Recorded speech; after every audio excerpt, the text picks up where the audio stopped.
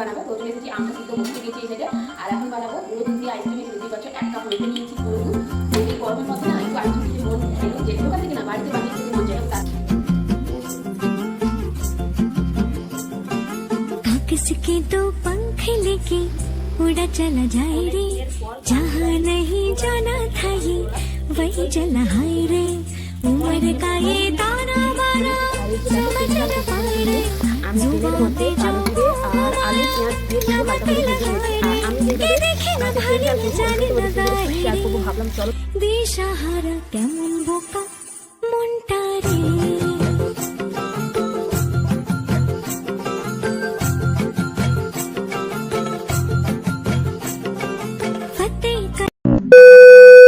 Hello বন্ধুরা, good morning. তোমরা সবাই কেমন আছো? আশা করছি তোমরা সবাই ভালো আছো, সুস্থ আছো, আর আমিও ভালো আছি। আমার নতুন একটা ভিডিওতে তোমাদের সবাইকে জানাই অনেক অনেক স্বাগত।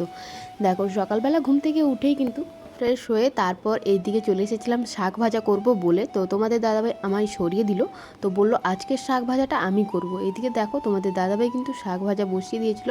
আমি হয়তো ভেবেছিলাম যে শাক ভাজার সঙ্গে ওই মশলাপাতিগুলো দেবে বলে, তো না, তোমাদের দাদাভাই কিন্তু ওই মশলাপাতিগুলো গোছাচ্ছিল। যাই এদিকে দেখো, তোমাদের দাদাভাই কিন্তু এখন শাক ভাজা বসিয়ে দিয়েছে, মানে সিদ্ধ বসিয়ে দিয়েছে। তোমাদের দাদাভাই বাড়ি আসার অনেক দিনের পর কিন্তু নিজের হাতে রান্না করে খাওয়ালো সবাইকে।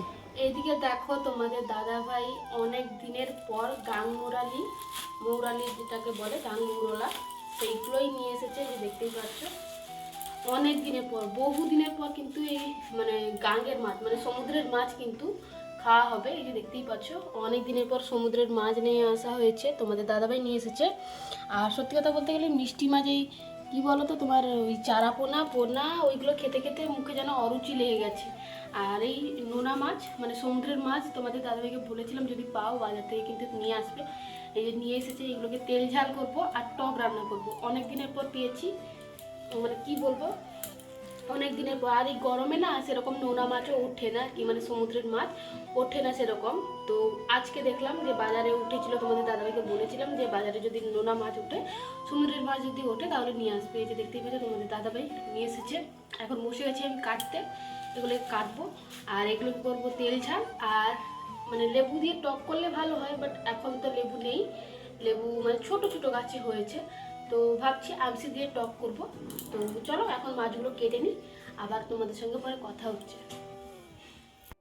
দেখো, মাছ কেটে ধুয়ে নিয়ে চলে এসেছি, মাছ ভাজাও করে নিয়েছি কমপ্লিট। আর এই যে দেখো, তেল ঝাল করবো বলে কিন্তু আমি তেলের মধ্যে কালো জিরে আর আলু পেঁয়াজ দিয়ে কিন্তু হালকা করে ভেজে নিয়েছি। আর আমি যেইভাবে মাছের তেল ঝাল করি ওইটাই তোমাদের সঙ্গে একটু শেয়ার করবো, ভাবলাম চলো তোমাদের সঙ্গে একটু শেয়ার করি। আর বেশি করে কিন্তু তেল দিয়েছি এর মধ্যে, তো হালকা করে কিন্তু ভেজে নিয়েছি। এখনও পর্যন্ত কোনো কিছু দেওয়া হয়নি, মশলাপাতি যেগুলো লাগবে, মানে তোমার লবণ, হলুদ, লঙ্কা, এগুলো কোনো কিছু দিইনি। একে একে এখন দেবো। হালকা করে ভেজে নিয়েছি, তো এরপর কিন্তু দেবো এই যে হলুদ, তারপর কিন্তু দেবো লঙ্কার গুঁড়ো, একটু বেশি করে লঙ্কার গুঁড়ো দেবো, কারণ এই তেল ঝালের মধ্যে একটু ঝাল ঝাল যদি না হয় তাহলে কিন্তু খেতে ভালো লাগবে না।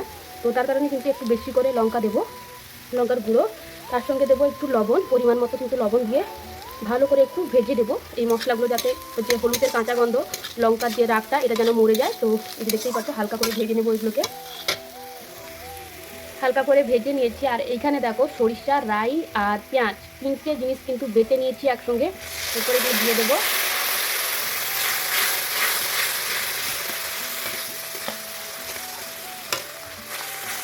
আরও জল লাগবে, পরিমাণ মতো কিন্তু জল দিয়ে দিয়েছি। তারপর কিন্তু এখন দেব মাছগুলো ভেজে রেখেছিলাম যেগুলো, ওইগুলোই দেবো।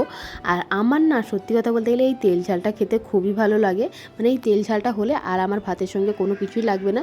তোমাদের দাদাভাই বলো, বাড়ির সবাই বলো, কিন্তু তেল ঝালটা খেতে খুবই ভালোবাসে। আর আমি সত্যি কথা বলতে গেলে কোনো রেসিপি বা কোনো তেল ঝাল হলে না, আমি আমার মাকে ফোন করে জিজ্ঞাসা করে নিই যে মা কীভাবে করো গো। আর আমার মা যখন মানে তেল ঝাল বলো বা যে কোনো জিনিস রান্না করে না, খুবই ভালো হয়, খুবই টেস্ট। এইদিকে দেখো, আমি না আমাদের যে বাগানটা আছে না, ওইখানে চলে এসেছি। আমি আর তোমাদের দাদাভাই আর দিশা সোনা তিনজন মিলে চলে এসেছি। এখন কালো জাম ভাঙবো বলে। আমি সুন্দর বড় বড় হয়েছে, আর দিশা সোনা মানে প্রচুর চিৎকার করছে। তো এই যে দেখো,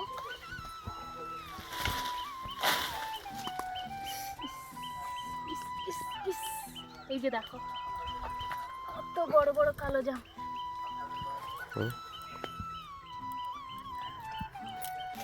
এই যে দেখতে পেয়েছো কত বড় বড় কালো জাম, দেখো এই যে।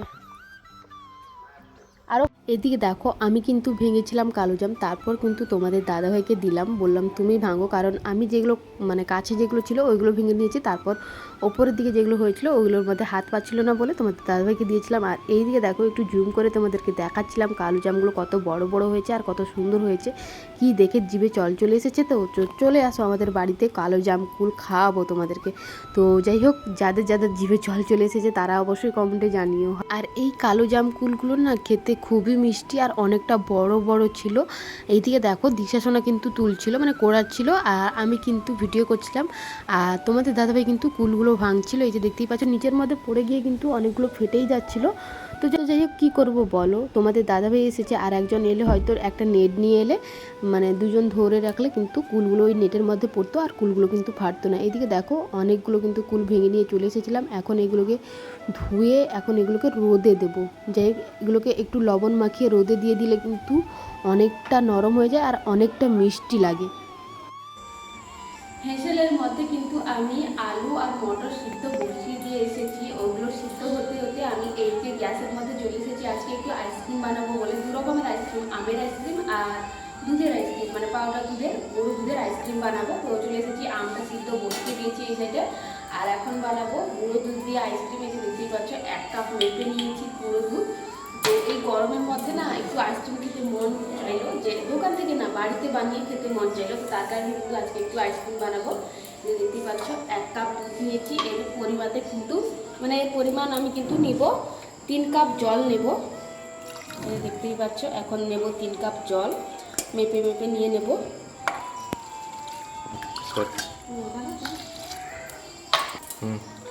এদিকে দেখো দুধের সঙ্গে কিন্তু কুসুম গরম জল, মানে হালকা গরম জল কিন্তু মিশিয়ে নিয়েছি। জানোই তো গুঁড়ো দুধে কিন্তু ঠান্ডা জল দিলে মানে কি বলতো। তো এখন বসাবো গ্যাসের মধ্যে, আর এই দুধটাকে কিন্তু ফোটাতে হবে, না ফোটালে কিন্তু হবে না। তো একটা বলব আসা পর্যন্ত, 1-2টো বলব আসা পর্যন্ত কিন্তু দুধটাকে ফোটাতে হবে। তো চলো দুধটাকে ফুটিয়ে নিই, তারপর আবার যখন আইসক্রিম বসাবো তখন তোমাদের সঙ্গে শেয়ার করবো। এদিকে দেখো দুধটা কিন্তু আমি ভালো করে জাল দিয়ে দিয়েছিলাম, মানে 2 থেকে 3 বার বলক দিয়ে দিয়েছিলাম। আর এর মধ্যে কোনো কিছুই দেওয়া হয়নি, জাস্ট এলাচ দিয়েছিলাম 2টো, এটাকে বেছে তুলে ফেলবো। আর দিয়েছিলাম চিনি, আর এর সঙ্গে একটু কালার করার জন্য ক্যারামেল দিয়েছিলাম। তো তোমরা চাইলে দিতে পারো, নাও দিতে পারো। আর এদিকে দেখো নারকেল কুড়িয়ে রেখেছি, এখনও পর্যন্ত কিন্তু নারকেলটা দেওয়া হয়নি। দুধটা দেওয়ার পর নারকেলটা দেবো, কারণ নারকেল যখন মেশাবো এর মধ্যে, তো শেষে কিন্তু নারকেল আর শেষে কিন্তু আমি নারকেল দেব, মানে এইগুলোর মধ্যে এই যে কাপগুলো দেখতে পাচ্ছ এগুলোর মধ্যে ঢেলে দেওয়ার পর কিন্তু নারকেলটা দেবো। না হলে কিন্তু নারকেলটা মিশিয়ে এর মধ্যে মিশিয়ে দিলে কিন্তু কী হয় বলো তো, নারকেলগুলো মানে যেগুলো প্রথম জল মানে দুধগুলো ঢালবো ওইগুলোর মধ্যে নারকেল সেরকম যায় না, শেষে যেটা ঢালি সেটার মধ্যে কিন্তু বেশি করে নারকেল যায়। তো তার কারণে কিন্তু অল্প অল্প করে নারকেলগুলো এগুলোর মধ্যে দিয়ে দেবো। তো চলো দুধগুলো দিয়ে দিই।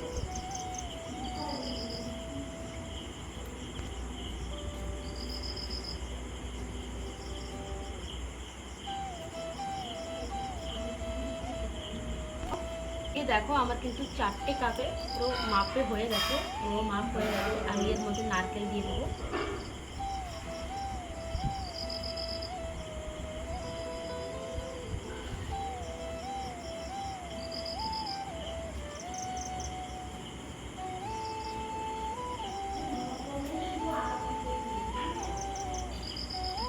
দিয়ে দিয়েছি, এরপর এগুলোকে একটু মানে আমার ঘরোয়া জোগাড়ে কিন্তু আমি এগুলোকে চাপা দেব।